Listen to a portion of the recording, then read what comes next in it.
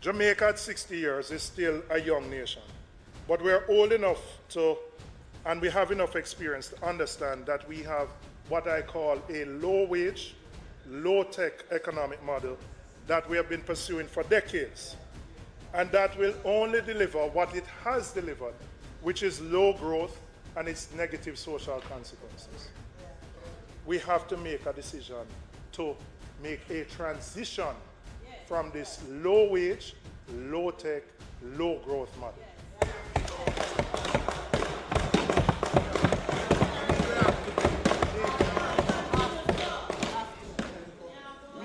Because the consequence of low-wage, low-tech, low-growth is the widening gulf between those who have and those who don't.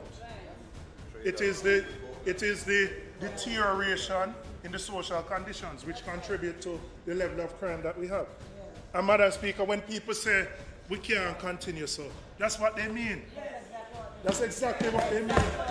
What they mean is, in spite of the macroeconomic performance, in spite of an overperformance of revenues by maybe $80 to $90 billion, in spite of record low unemployment rates, every one of us inside here know that there are so many people who just can't make ends meet. They can't. They don't feel it. They don't feel this performance and those gains. So, Madam Speaker, we have to change course.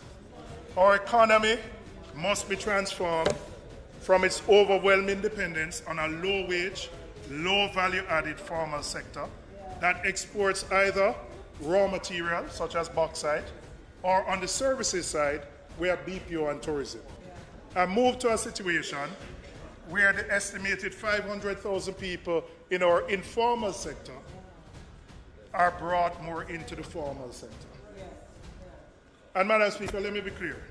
The model we have can reduce unemployment, as it is now at record low levels.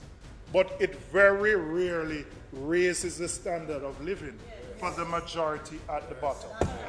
So even with the record low 6% unemployment rate and seemingly being close to full employment, we have so many Jamaicans who are struggling, who are fighting, and can't survive. So, Madam Speaker, we have to make a transition from low-wage, low-tech, where we can raise the standard of living, where we can have more value add in what we do, and where we can strengthen the tax base so that we can deliver the social services that the country needs.